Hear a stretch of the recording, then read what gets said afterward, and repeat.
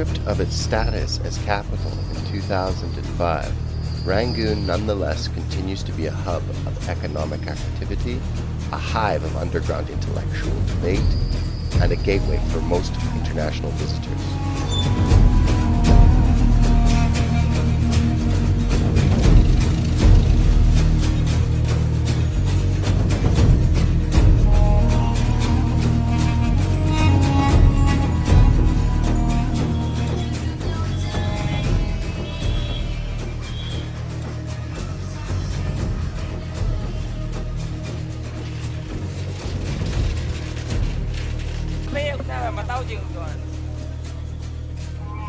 It was here in Rangoon, just days after the Great Eastern Earthquake and tsunami that had devastated northeastern Japan, that we had started our trip.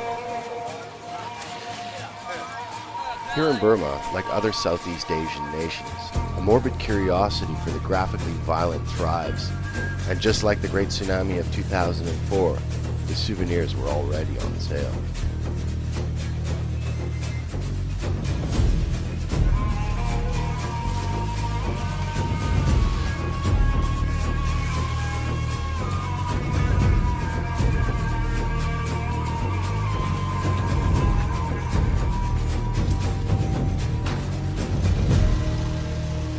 Rangoon may be one of the last cities in Asia where Western influence can be little detected, and really, it does have a feeling of being frozen in time.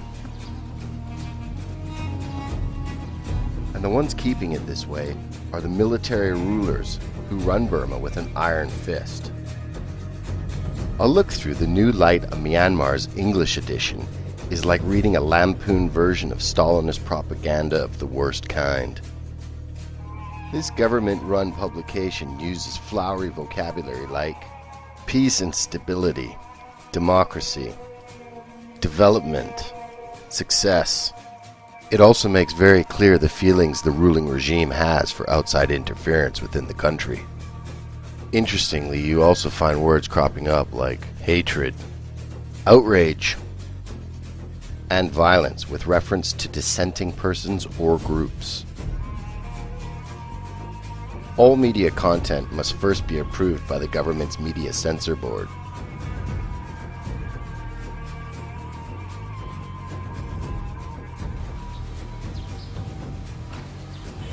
But after a quick glance at a few bookshops, it and its Burmese incarnation look none too popular with the average folk.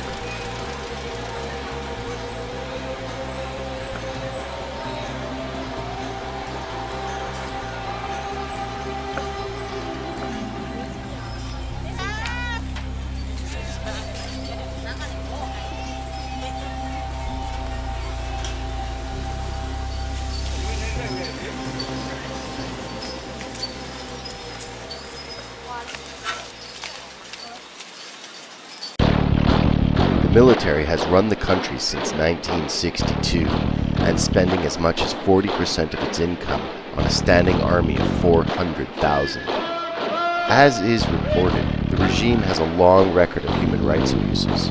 So bear in mind, visiting Burma does not come without controversy. The democratic figurehead resisting military rule is Aung San Suu Kyi, the only daughter of Aung San, who is considered to be the father of modern-day Burma. She was placed under house arrest after she won the national elections in 1990. The results were nullified and the military refused to hand over power. Politically, the country has been in stasis for over a generation. As the situation continues to metastasize, the international media has reduced this situation into a simplistic narrative of Aung San Suu Kyi versus the generals.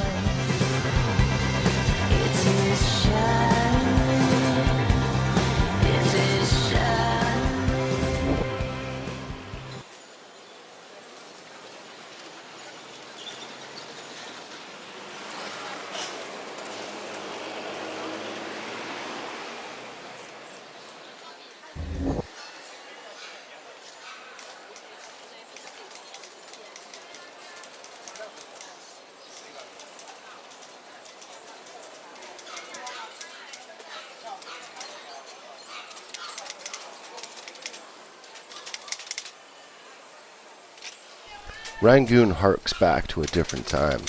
Instead of traffic jams, the city is largely serene. Everywhere, colonial architecture is gracefully crumbling. Men are still wearing sarongs instead of trousers, and you can see old women with stained teeth chewing betel nut.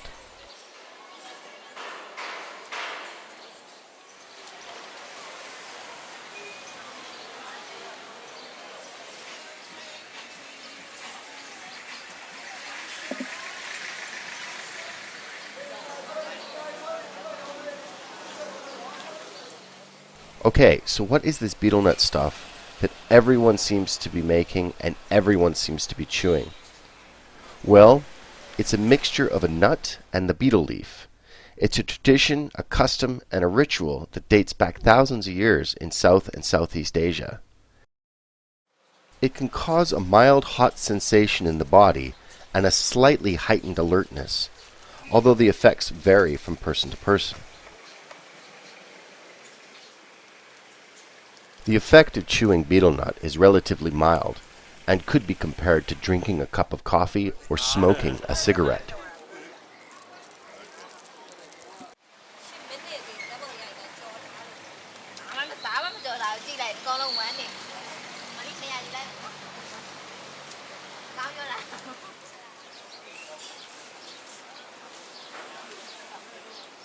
Owning a telephone, let alone a mobile telephone, remains a distant dream for the masses in military-ruled Burma, where still many have not even heard a dial tone.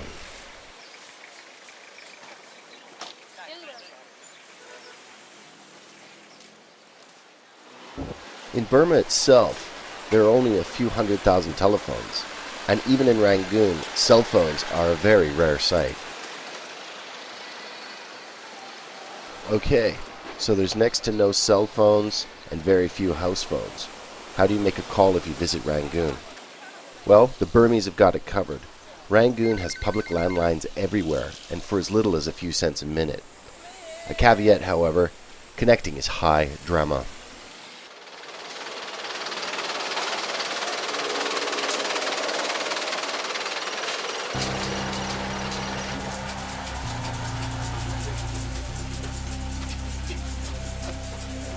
Almost all printing in Burma is done in Rangoon, and almost all of it in small shops like this, after it's been checked by the Press Scrutiny and Registration Division, of course.